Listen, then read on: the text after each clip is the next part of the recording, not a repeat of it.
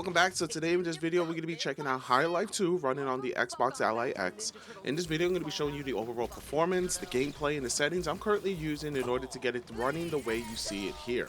Right off the bat, with the settings I'm using, the game is perfectly playable. I wouldn't say that they're at the absolute best settings possible, but they do strike a really solid balance between performance and visuals without completely sacrificing the experience. Now within Armoring Crate, I am going to be running this game at a minimum of 25 watts for the entire gameplay session. I'm going to then be plugged in and push it to 35 watt turbo for extra performance, and I'll have that shown in a graphic in the bottom right hand corner when that actually does go ahead and switch over. As for the performance goes, the open world hub is pretty much where the biggest frame rate drop happened. This is the most crowded part of the game with the most assets to run there. The FPS can dip to around 28 in that zone. It's the lowest that I've seen, and to counteract that, you can switch FSR from balance to performance or boost the wattage to 35 watts if you're plugged in. The extra power does help keep the frame rate above 30 in these heavier sections. Outside of the hub is where performance is going to sit from around mid-30s and above, and it's consistently without any issue from what I've played so far. I put a few hours into the game, and at this point it runs exactly how you see it here for most of the time.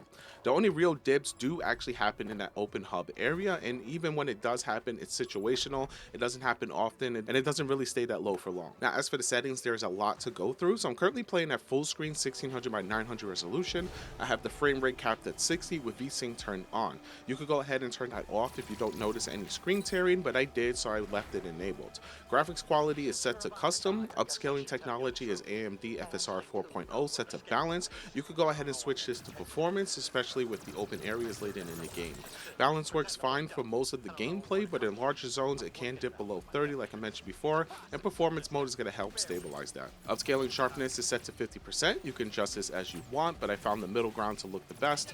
Frame generation is currently turned off. You can enable this for higher FPS and it does help, but it introduces noticeable input latency. I'd rather have the lower FPS than added latency, especially in a shooter, so I left it off as is. Motion blur and chromatic aberration come close to preference. I normally disable motion blur, but I left it on here. FOV is at its default for 90, and I slightly increased the gamma for darker areas. As for the advanced settings, view quality and most of the other options are going to be set to low, except for shadow quality and texture quality, which are both set to medium. Shadow quality on low looks very blocky, so medium smooths that out significantly.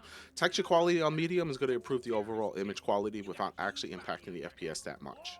Overall, the game is pretty much playable on the handheld at 25 watts. If you go down to 17 watts, you are going to have some really bad frame drops, and it's just not playable at that lower wattage, so you are going to have to go ahead and bump that up, or go into the settings and mess around with it a little bit more in order to play it at the lower wattage if you want to. One thing I do want to highlight is the amount of extra content packed into this game that most players might not ever notice.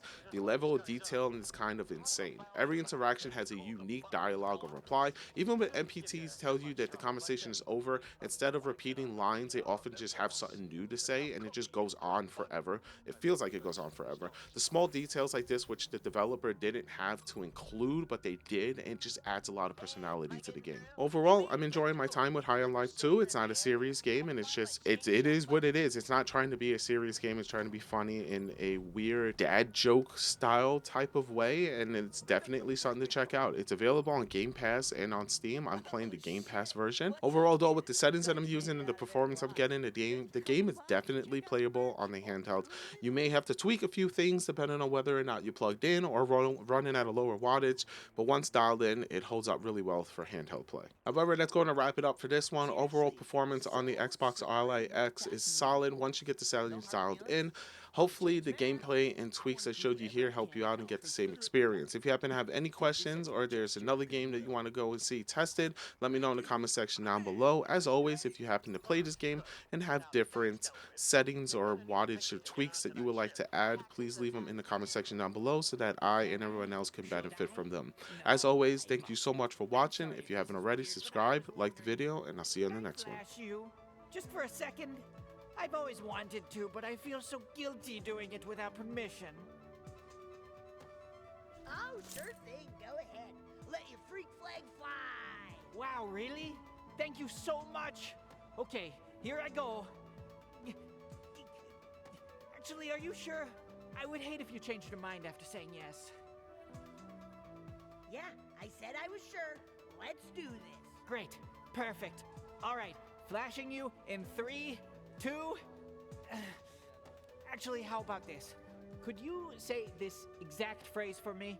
I, insert name, enthusiastically consent to being flashed right now. I'm super down to be flashed, and whoever's flashing me should release their inhibition and just freaking go for it. I want them to flash me. I'd actually be bummed if they didn't flash me at this point. How's that sound? I think that covers my bases.